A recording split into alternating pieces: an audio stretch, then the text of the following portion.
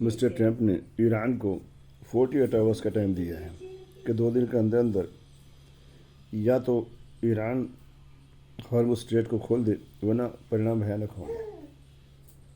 यह धमकी देने की आदत ट्रंप की कोई पहली बार नहीं है। इसने जब से बना है तब से लोगों को धमकाना शुरू किया। बनते ही कनाडा से कहा, it is our state, it is one of the our states, ये हमारा पार्ट है, अलग से कोई कंट्री नहीं है। इवन उसको इतना ह्यूमिलेट किया उसके प्रेसिडेंट को अपनी एक मीटिंग में। He called him as a governor, not as a president of Canada. He addressed him like that. इसका घमंड चढ़कर बोलता है।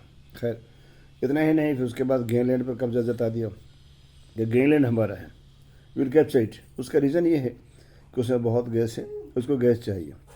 इसके दिमाग में चल रहा था कि हालात ऐसे होंगे और गैस की जरूरत पड़ेगी और यूरोप के लिए वहाँ से गैस सप्लाई कर देंगे हम। वो सर नहीं चढ़ पाया था तो इसी बीच वेनेजुएला का काम कर दिया इसने और वहाँ के हालात ख़राब कर दिए। वहाँ के प्रेसिडेंट को ऐसे चोटी पकड़ के उठा लिया जैसे बच्चे की तरह। ठीक यही इसने सोचा कि ईरान भी सही कर देंगे हम। पहले तो इंटरनल प्रॉब्लम खड़ी किए हुए हाँ, वो नहीं काम बन सका। फिर डायरेक्ट वार कर दिया, डायरेक्ट अटैक कर दिया और फर्स्ट अटैक में ही 200 स्कूली बच्चों के, निर्दोष मासूम बच्चों की हत्या कर दी। इसको लेकर के सारा यूरोप सदमे में रह गया, सारी दुनिया स्तब्ध रह गई कि व्हाट इज डूइंग। यूरोप के पास कोई मॉरल ग्राउंड नहीं था कि इसको सपोर्ट करें। अभी रोज़ चिल्लाता है, मैं अकेला पिट रहा हूँ, अकेला खड़ा हूँ, मेरा साथ नहीं देता। यूरोप ने कहा, हम तेरा साथ किस में दे, it is not our war and not even your war. ये इसराइल की लड़ाई है, इसराइल लड़े और इसराइल का जुल्म लोगों के सामने है। अभी साल नहीं गुजरा है, गाजा की जो हालत की है उसने। लिहाजा ट्रंप इस समय सक्सेस नहीं होगा और ट्रंप के साथ, ट्रंप जो लोगों के साथ कर रहा है उसको वही मिल रहा है। जालिम का साथ दे रहा है ट्रंप इसराइल का, इसलिए कोई खड़ा होने की हिम्मत नहीं कर रहा है। इतना ही नहीं बल्कि ईरान के रिटेलिएशन को देख करके भी किसी की हिम्मत नहीं हो रही है। ईरान ने जिस हिम्मत और दीदा दिलेरी के साथ सामना किया है और जो इनको जवाब दिया है उसको देखकर दुनिया सहम गई है। बल्कि आज तो ईरान का सिक्का चल रहा है, ट्रंप का नहीं। लिहाजा हालत देखते रहिए।